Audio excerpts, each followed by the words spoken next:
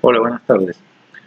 Bueno, otra de las clases de tema de estadística, esta vez sí, un martes, increíble, primer martes que desde que lo dije, que realmente cumplí, pero un martes, y vamos a hacer la tercera parte de la clase de probabilidades. Bueno, como dije la vez pasada, lo que vamos a hacer es el tema de sucesos independientes. Habíamos visto ya la definición de probabilidades en la primera parte, en la segunda parte vimos un poco propiedades y ahora vamos a, digamos, completar el tema de las propiedades con una de los temas, de las situaciones que se dan dentro de este ítem, digamos, que es el tema de sucesos independientes. Recordamos un poco la síntesis de la clase pasada, que eran las propiedades. Acá eran los axiomas, sucesos mutuamente excluyentes. El axioma que nosotros habíamos enfatizado la vez pasada era el de la, la probabilidad de que se suceda alguno de los sucesos, la probabilidad de A o B, esa era la historia, y si los sucesos eran mutuamente excluyentes, o sea que tenían un dibujo como este, o sea, donde no había intersección entre los sucesos, no podían suceder al mismo tiempo, entonces la probabilidad de A más la probabilidad de B era la probabilidad de que suceda alguno de ellos. Para que estoy haciendo desastre, acá estamos. Si los sucesos no eran excluyentes, esa probabilidad se alargaba porque la parte de la intersección la estaríamos sumando, al sumar A y B, la estaríamos sumando dos veces y por lo tanto hay que restarle la intersección. Habíamos dicho cómo se calculaba la intersección con esta fórmula y aparecía en ella un concepto que era la probabilidad de condicional, la probabilidad de A sabiendo que sucedió B. Esos son sucesos no excluyentes. Y la probabilidad condicional, esa que aparece acá, se puede calcular haciendo esta división sencilla, que básicamente es, si lo vemos desde el punto de vista, como habíamos visto en la primera clase, que era el caso de favorable sobre total, favorable sería la intersección, esta intersección, y los casos totales, como ahora ya sucedió B, a mí me dicen que ya sucedió B, el espacio muestral que antes era este, ahora pasó a ser B, porque B ya sucedió, y por lo tanto favorable sobre total es la probabilidad condicional. Bueno, eso es lo que vimos hasta ahora, y ahora lo que vamos a ver, que es básicamente la clase de hoy, es sucesos independientes. ¿Cuándo los sucesos son independientes?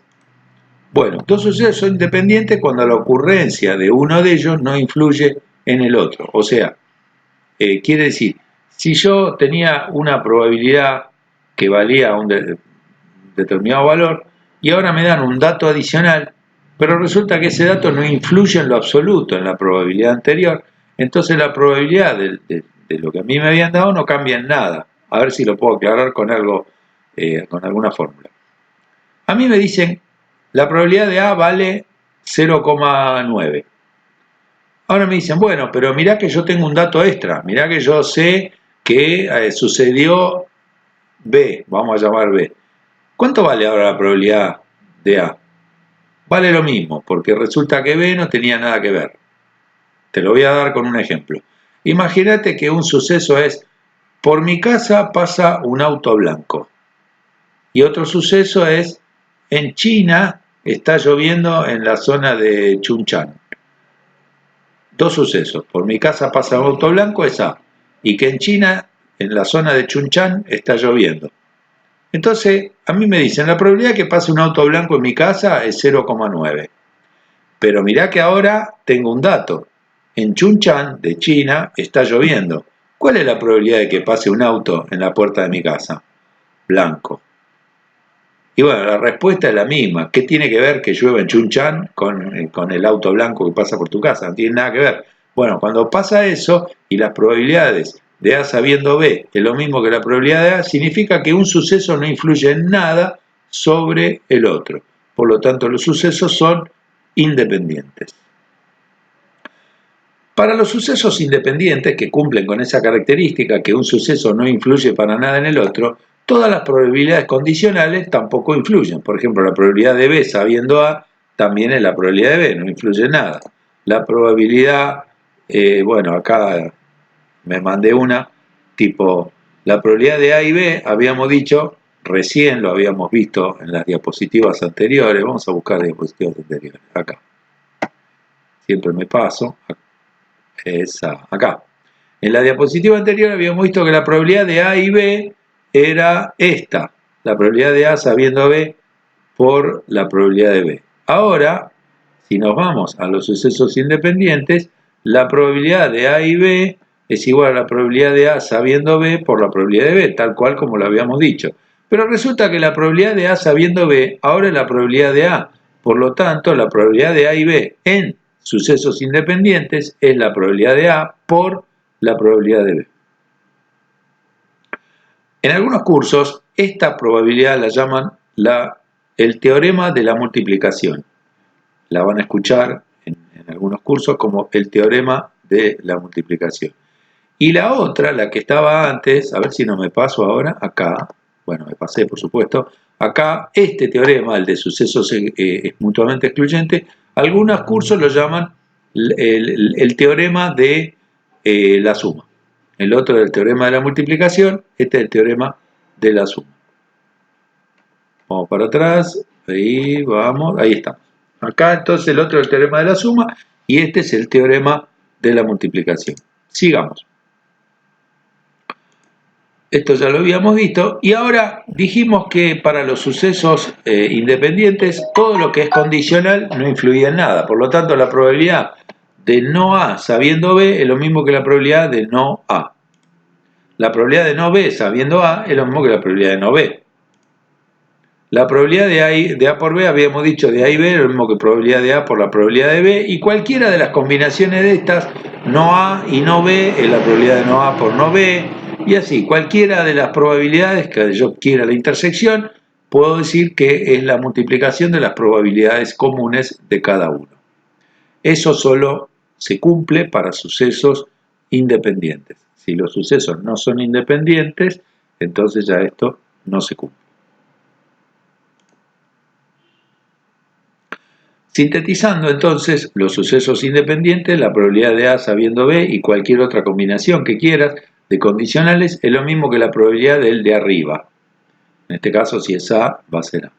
Y la probabilidad de la intersección de cualquier par de sucesos es la multiplicación de las probabilidades comunes. O sea, la probabilidad de A y B es la probabilidad de A por la probabilidad de B. Eso se cumple para sucesos independientes. Consecuencia, los sucesos independientes inevitablemente son de este tipo. Nunca los sucesos independientes son excluyentes. ¿Por qué? Porque los excluyentes son totalmente dependientes. Los excluyentes dicen, si sucede B, entonces no sucede A. Por lo tanto, los independientes siempre son con intersección, nunca son excluyentes. Acá justamente aclara eso, es muy importante ese tema. Por eso acá dice nunca. Si dos sucesos son excluyentes, nunca son independientes y viceversa. Acá ves un dibujito. Estos no pueden ser independientes si son excluyentes. Y en este caso podría ser que sean independientes. También podría ser que no. Hay casos así que no son independientes. Pero esto podría llegar a ser independiente. En cambio esto nunca es independiente. Ahora, como dijimos en la clase pasada, íbamos a ver un poco sucesos independientes y íbamos a ver un ejemplo, tanto para esto nuevo que vamos a ver como lo anterior. El ejemplo que inventamos es el siguiente. Dos eventos independientes, A y B, si se sabe, recordamos, dije dos sucesos independientes. Si se sabe que cuando ha sucedido el evento B, la probabilidad de que suceda el evento A es 0,30, además, la probabilidad de que suceda alguno de ellos es 0,44. ¿Cuál es la probabilidad de cada evento? Bueno, para empezar tenemos dos sucesos son independientes. ¿Qué quiere decir? Que cumple con todas estas cosas que habíamos visto nosotros. Cumple más o menos con esto, ¿sí? Son independientes. Vamos a seguir. Por otro lado te dice que la probabilidad de A sabiendo que sucedió B, dice ya sucedió B, por lo tanto la probabilidad de que suceda A es 0,30. Recordamos que a mí me dicen que ya sé qué sucede. Vamos a mirar un poco la primera hoja, una de las primeras hojas, por acá. Esta es la probabilidad de que suceda algo sabiendo que ya sucedió otra cosa. A mí me dicen que el evento B ya sucedió. Ahora me dicen que la probabilidad de A, sabiendo que sucedió B, es tanto que me dan el valor, ahora no recuerdo cuál dije. Volvamos a lo de antes. Quiere decir la probabilidad de que suceda A sabiendo que sucedió B es 0,30. Y la probabilidad que suceda alguno de ellos, recordamos que alguno de ellos era O, la probabilidad de A o B. Eso vale 0,44. ¿Cuál es la probabilidad de cada evento? Bueno, vamos a empezar a resolverlo. Si los eventos son independientes, acá aclaramos lo que habíamos dicho en la definición de independientes. La probabilidad de A sabiendo B es igual que la probabilidad de A. Por lo tanto, la probabilidad de A vale 0,30, como decía acá. Por otro lado, la probabilidad de A o B, porque esta es la probabilidad de que suceda alguno de ellos, es igual a la probabilidad de A más la probabilidad de B menos la probabilidad de la intersección. Habíamos dicho que cuando los eventos no eran excluyentes, y recordamos que si son independientes nunca son excluyentes, por lo tanto la probabilidad de A o B siempre va a ser así. Además dijimos en esta clase que la probabilidad de la intersección era la probabilidad de A por la probabilidad de B. Por lo tanto, la fórmula esta, si reemplazamos esta acá, nos quedaría esta expresión que está acá abajo, que solamente sirve para sucesos independientes. Ahora vamos a los datos. La probabilidad de A o B era 0,44. La probabilidad de A era 0,30. Entonces, en esta fórmula voy reemplazando 0,44, 0,30, esto no lo sé, y esto es 0,30. Y me queda esta expresión.